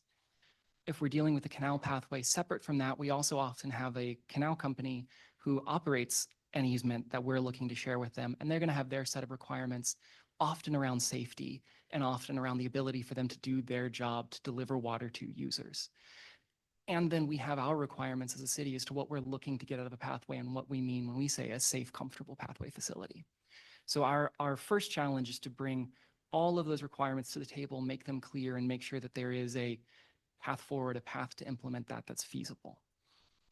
That can start to get hairy in a lot of different ways. And that's where we have the opportunity to take incremental steps through the development review process to get an easement and get space saved on a property before or during a redevelopment. And we're also working constantly with canal companies to better understand their needs, better understand facilities they feel are appropriate for these kinds of pathways, and make sure we're moving on those as well. We could get a lot more complicated, but I'm going to stop that answer there. Yeah, thank you. Just a quick comment. We do have the Pathways Master Plan available for people to look at, and you can see where the high feasibility canal projects rank, and you can see where the high equity projects rank. Ideally, they line up and they're perfect. They don't always do it. I think that you've got 6 city council members and a wonderful mayor and a past council member who played a very important part in getting this forward, who is ready to advocate for these in their neighborhoods and to work on those relationships. I think that will be one of the key parts going forward, is how do we form really good relationships with our neighbors, our neighborhoods, our irrigation districts, all these different people in play. And I guess I would encourage the staff to leverage our council members in these areas to kind of help get those parts done. And I guess my last comment is, with these pathways, I think we got to be careful not letting perfect be the enemy of good. We've got some potential for some gravel pathways that could probably cost us $30,000 rather than $1 million per mile. And there's probably some situations where we can make those accessible year-round dirt pathways. And maybe that's the first step. And maybe then there's additional steps in the future in getting a higher level of treatment. But as we're looking at these, I would encourage us to think about that, is that sometimes it doesn't have to be that $1 million project for a mile. Like, maybe we can do it more basic for a little bit and then work our way there. Thanks for all the work with this. Madam Mayor. Oh, sorry. My question is about liability, and is this a question that comes up a lot with the canal companies? And could there be an opportunity here for maybe working with the legislature on, if canal companies are giving some public access, that in exchange they might let go of a little bit of liability associated with that? Madam Mayor, Council President Nash, this is a problem, in my opinion, and I should say I'm not a lawyer, but this is a problem that the state legislature has actually done a fantastic job of solving through the recreational immunity part of state code. Again, my fairly limited understanding is that if you dedicate your property or an easement to pathway use, you are indemnified from liability.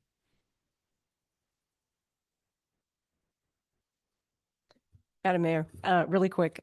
Zane, thank you so much for the presentation and the work. I will echo what Councilmember Halliburton said, is that we're all very excited for pathways and in our areas. And I appreciate the work that you're doing on behalf of the canal companies, because there are so many canals and ditches and irrigations that will make excellent paths, especially mine in town west, southwest Boise. One really specific question, when looking at an easement from a private property, how many feet of an easement does the city look to gain on a width?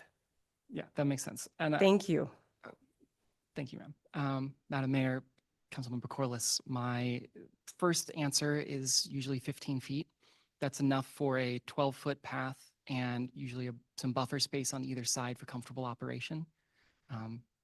It can get more detailed from there, but that's the short answer.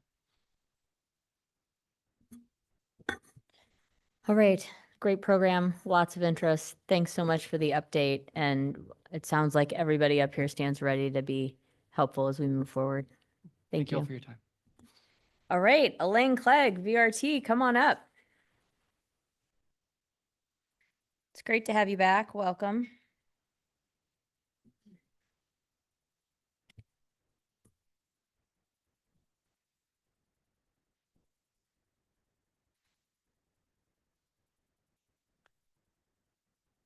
So today is 1 year since I started at Valley Regional Transit. I can't think of a better place to come and celebrate than to be back here today and talk to you guys. It's pretty fun. So, whoops. Here we go. What I'm going to do today is set the stage for a conversation that we'll have later this spring about funding and what you guys might want to do going forward. But because there's enough of you who are new and enough of you who haven't really been familiar with VRT over the years, I'm going to start by really talking about where we've been, what we were doing, and hopefully what it means in terms of where we can go in the future. It's no surprise that Boise is the place where there is the most bus service today. The city set the stage in 1973 by introducing its own fixed route bus service that was supported by the city, Boise Urban Stages. Good 20 years later, Canyon County followed suit with a little bit of a service with Treasure Valley Transit. And then in 1994, the state legislature said, oh, gosh, maybe we should authorize some kind of an organization that could help manage transit across the state. And so they introduced the Public Transportation Authorities Law, which allows political subdivisions, but didn't have a funding source and still doesn't today. Despite that, in 1998, citizens in both Ada and Canyon counties formed through a vote, 70% in Canyon County, 69% in Ada County said, yes, let's start a regional transit authority. In 1999, those two merged into one. And in 2003, the VRT signed an agreement with the city of Boise to assume management of Boise Urban Stages. In 2005, the same thing happened in Canyon County with Treasure Valley Transit, and also got rid of the flag-based system and went to bus stops. And during the 2000s, there was a concerted effort to establish some funding. It wasn't ultimately successful. And VRT at that point turned to really focusing on specialized service, on improving the bus system that we do have. And that included opening Main Street Station, which is a pretty amazing asset for a system our size. And in 2018, when I was president of the VRT board, I helped spur them to do their first long-range plan for how to provide better service going forward. That's called Valley Connect 2.0, and we're looking to update that plan this year. And then when I came on board last year, really wanted to see what we could do to improve services and initiated what we call the Better Bus Initiative to see what we could in fact do. We have 43 staff directly and 149 staff who are contracted through two different sites, one in Canyon County, one in Ada County. Those are both the operators or drivers of the buses, as well as the maintenance personnel and the dispatchers. And there's a general manager in each site, and I oversee those general managers. We have 583 bus stops today. We're going to add about 100, a little over 100 with the changes that will come about later this year. We have a facility out at the airport and one in Canyon County at Happy Day. Plus we have Main Street Station and the administrative offices in downtown Meridian. We have 45 large buses, 39 smaller buses. These are called cutaways in bus parlance. The problem with cutaways is they're hard to electrify and they are not low floor.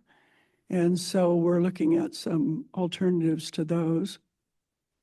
We also own 25 of the larger vans and some minivans and provide services in specialized areas with those. And then we have a bunch of support vehicles. Whoops, went the wrong way. Why is it going the wrong way? I don't know what I did.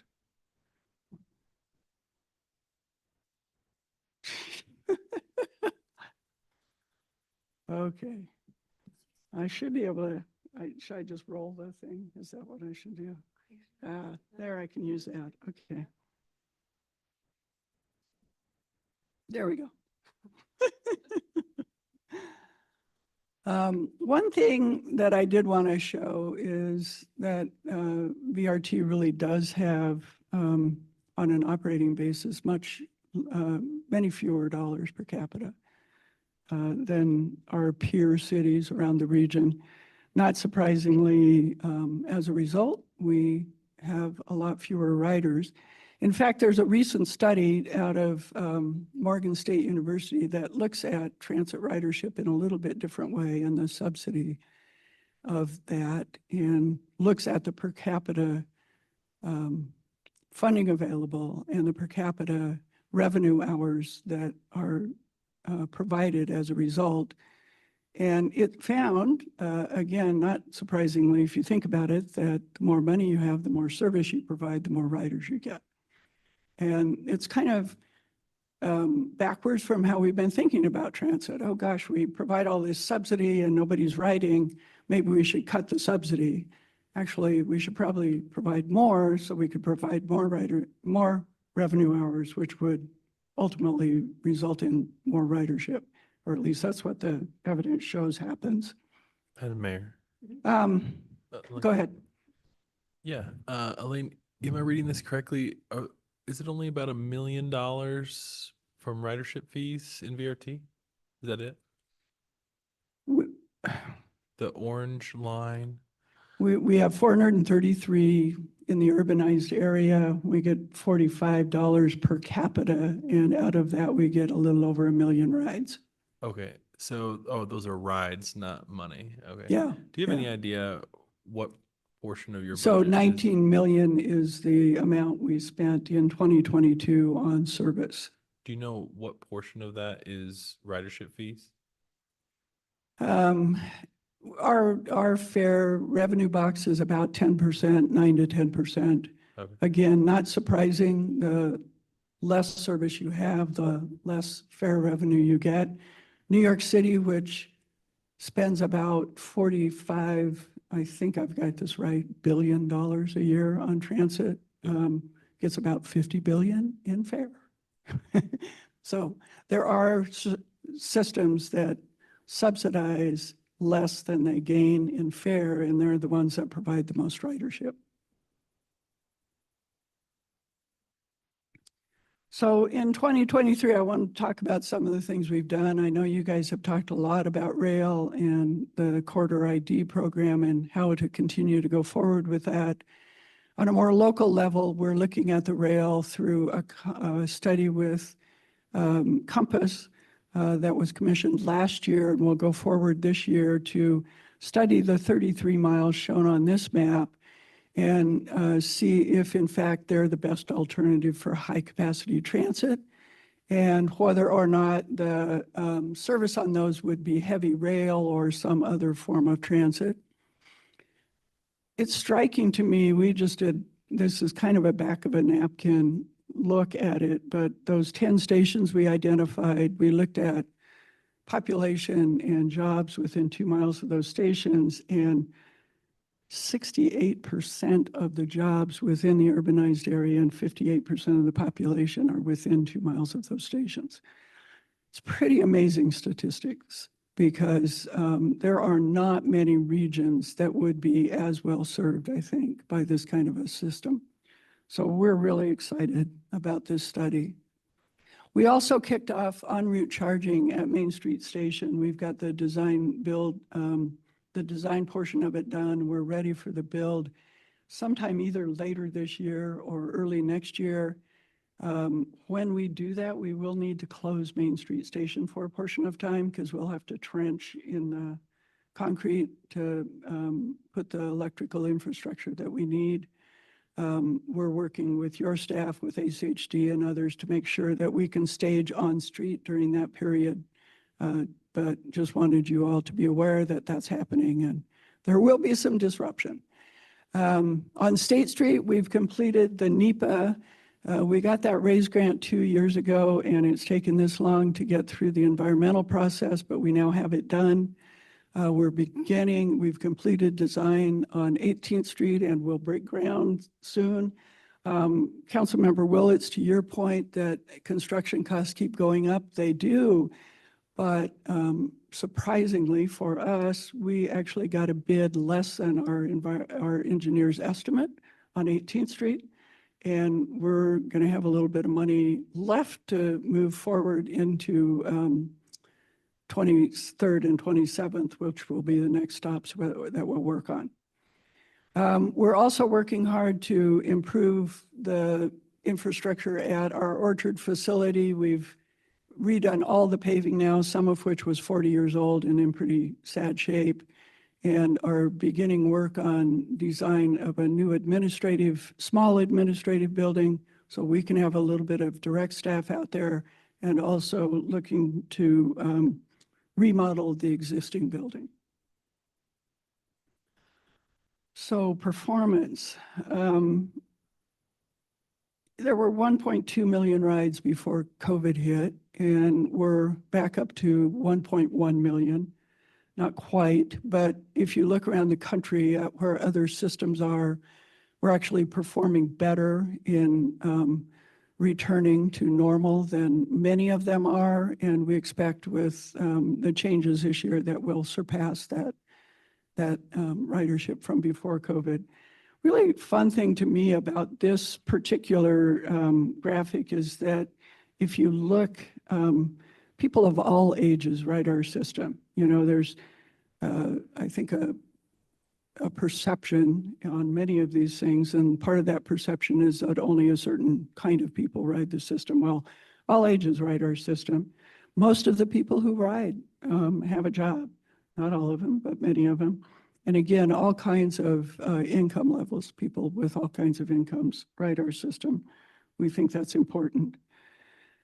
In 2023, we saw a 10% increase in ridership on our best of class routes, 15% increase on the next 5 routes that have 30-minute service. We had 2 routes that lost ridership. Those 2 routes were part of the basis for some of the changes. And going forward, we hope to see a gain, even bigger gains in ridership. I'll show that in a moment. If you want to dig in, we'll leave this with you and you can dig into particular routes and see which ones performed which way. On-time performance is still doing pretty well. 76% of the routes are meeting our target of 90% on time, but there are some headwinds showing up and I wanted you all to be aware of those. 88% of our routes are below that 90% target during the PM peak. And 41% of our routes had a lower on-time performance this year than last.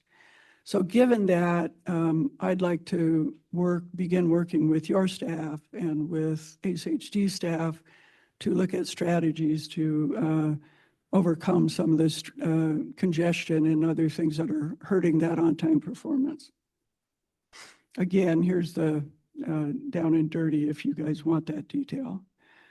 Here's an exciting one to me. So in June of this year, we're going to introduce the Better Bus Initiative and the new routes, and we'll go into detail on what those are here in a minute. But the exciting thing is that we project that we'll have a 22% increase in ridership on our best-in-class routes, 54% on our next best 30 routes, the next 5 30-minute routes. And not surprisingly, the routes that had lower ridership to begin with, where we are cutting service and the service change so that we could keep on budget, we'll lose some ridership there. But the good news is we've been able to maintain at least those connections in those places. Overall, we'll see, we think, a 20% increase in ridership. Again, here's the down and dirty on those. So let's talk a little bit about that service change and the details. And I'm going to hand something.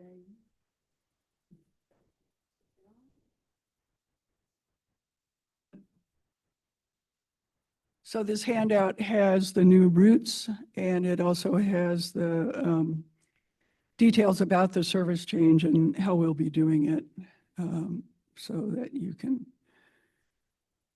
keep that at your fingertips instead of trying to look at it on a screen. So as I said, when I came in, we started this Better Bus Initiative. We did a survey. We learned that people wanted more frequency and more extended hours.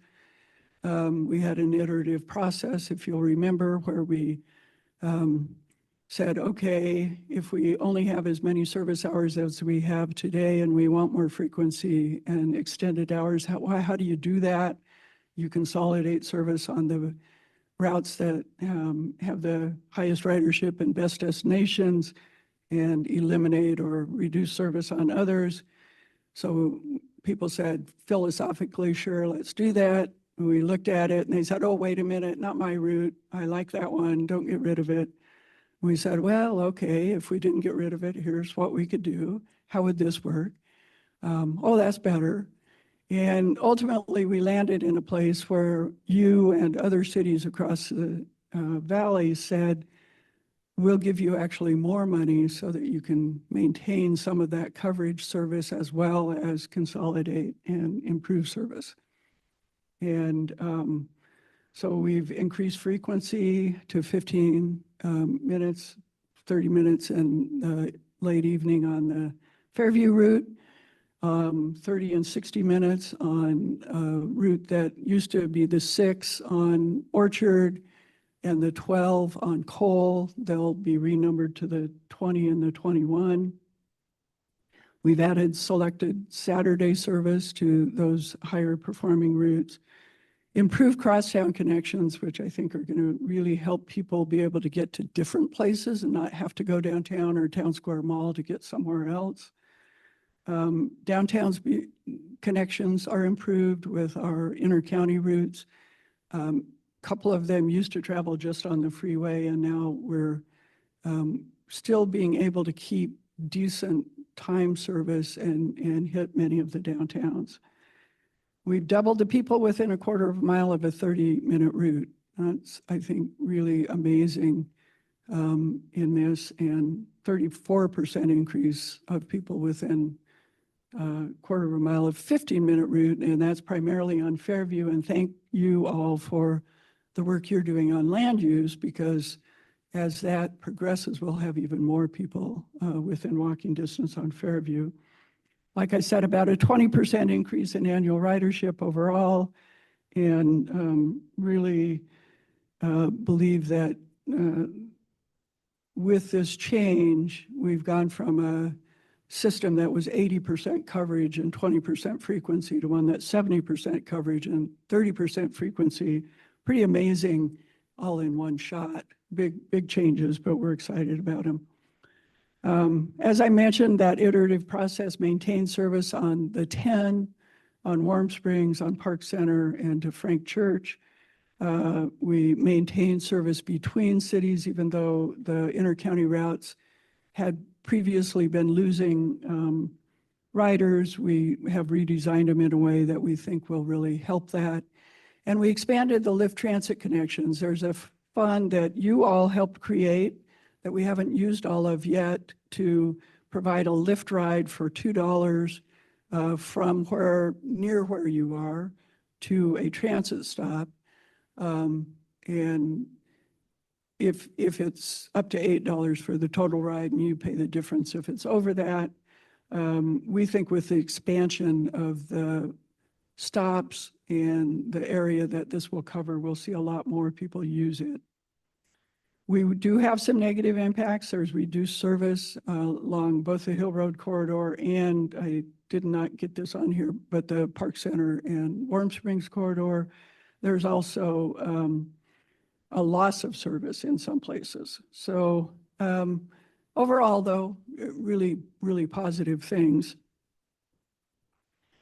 The other thing that we're looking at this year is we're going to continue to electrify the fleet in Ada County. We're going to add 11 new electric buses over the next 3 years.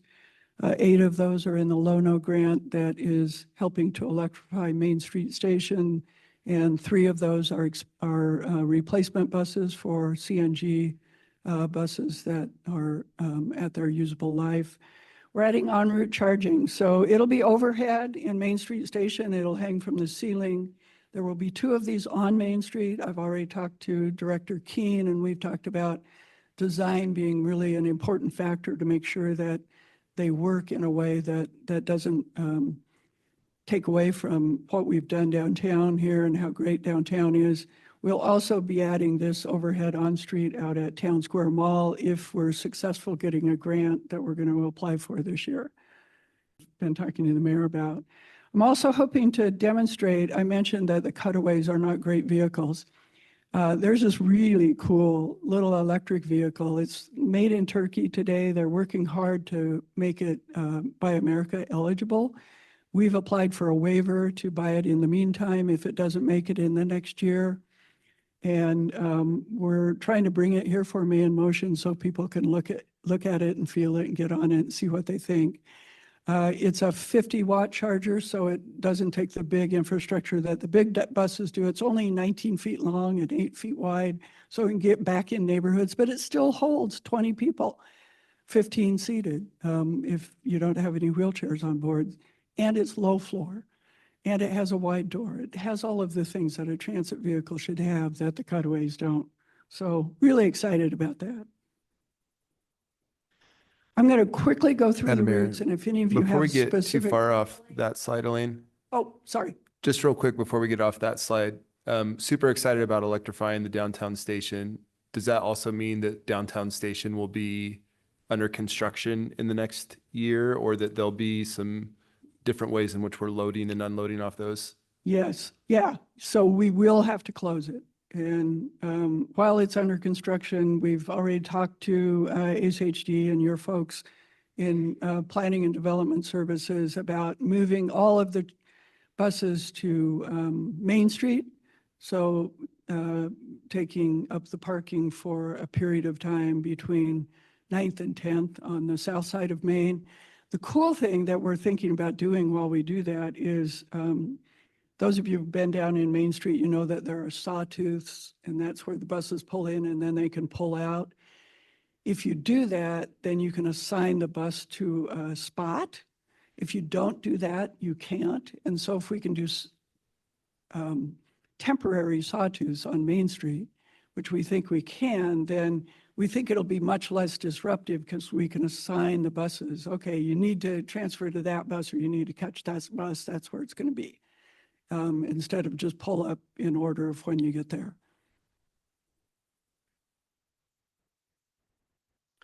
Quickly, I'm going to run through the routes. If you have a specific question about one of the routes, if it impacts you, please stop me and ask that question.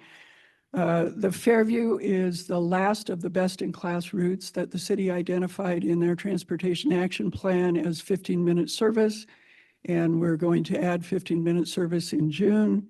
We're rerouting this, so on its way back to town, instead of going back out to Milwaukee, it will come closer to straight downtown on Cole and Fairview. It will connect with both the 21 on Cole and with the 20 on Orchard, which will allow people to get all kinds of places that they haven't previously been able to get without going either downtown or clear to Town Square Mall. Really excited about this one.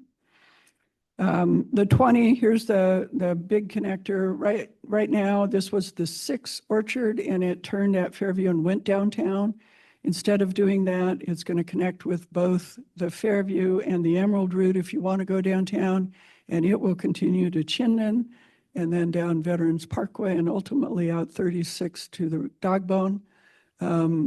It also will connect at the airport. So this route will be a way for people in northwestern Boise to get to the airport on a bus, which they haven't previously had.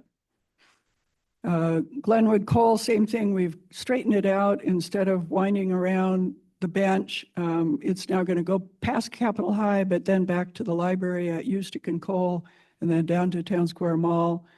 And I'll show you in a minute what's making up for some of that winding around the bench.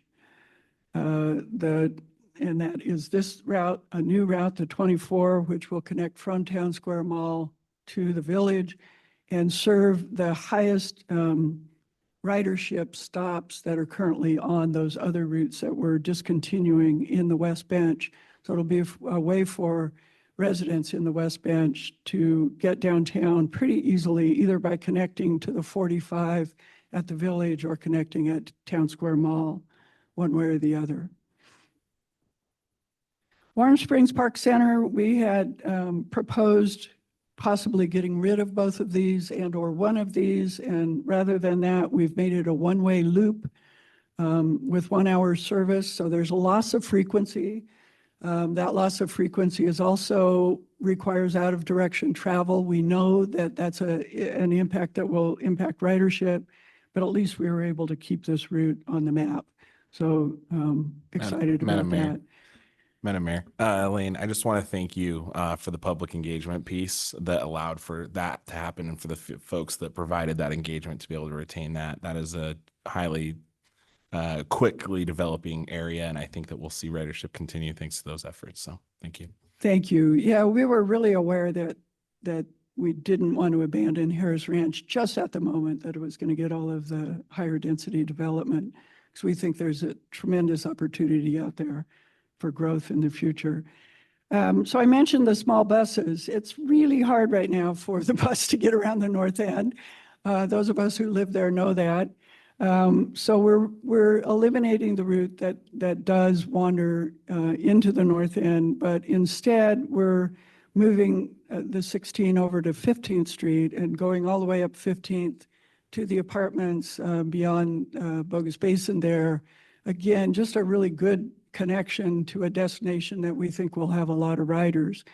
We think that loop will help make up for the loss of service on Hill Road because it will become peak hour service only. Today it's all day service, but this loop will be all day in the meantime. And there's the Hill Road route. We maintained it just as is, but only peak hour. Ultimately, as things move along, it may be one of those that we'll want to move back to all day. The 4 was another one that was proposed for elimination. Rather than eliminating it, we did get rid of the loop that goes out to the airport through the neighborhood south of Overland on the bench, and instead loop this back downtown via Latah. It also serves Bora and BK, both places that don't have good service today. Or the service they have today is at the end of another loop. And so we think that ultimately this route will be one that will be great. And at some point in the future, we'd love to reintroduce service south of Overland. For now, what we're doing is working with Lime to make sure that we use our pad at Whitney Grade School to put some devices so people can get to and from. Broadway is largely the same. There are some improved connections because of routing on the 3 and the 6. The 5 is largely the same. Again, the restructured 4 and the new Route 20 intersect with it, so again, better connections. And we kept service to Frank Church High School, had originally talked to the school district about whether there was a way for them to provide service. We learned that some of the kids at the school are actually learning how to use transit as a lifetime skill because they'll never be able to drive. And we determined this was a better solution to keep that service, but we straightened it out a little bit so it'll be more direct. The Overland, we extended into downtown and not just to BSU. So it will be largely the same, but that extension we think will garner some more ridership than what it has today.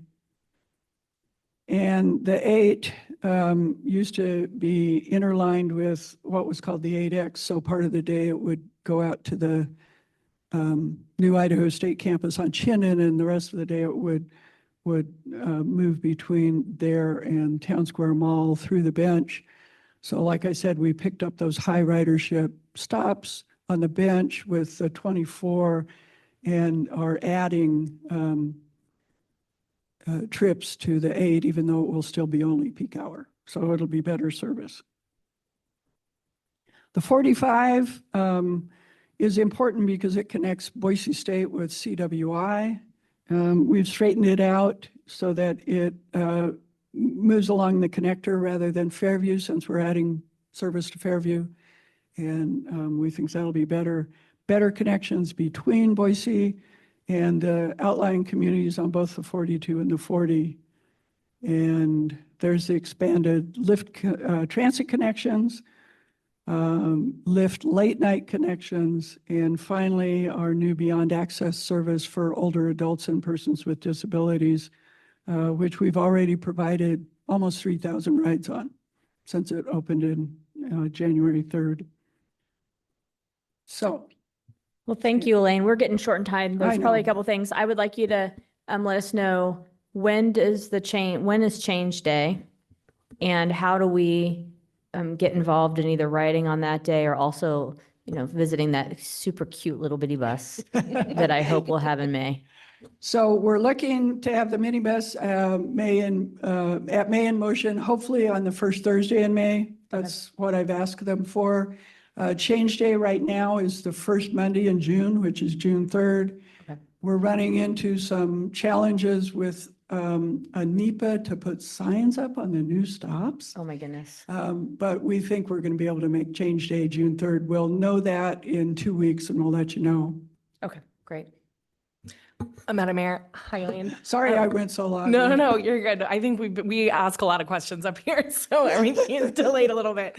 But I know on the consent agenda tonight, we have an item that is related to VRT. Can you how does that relate to the overall goals? What that does is update the operations plan on State Street to make it more usable. It includes the new pathway sections that ACHD has adopted instead of the on-street bike lanes.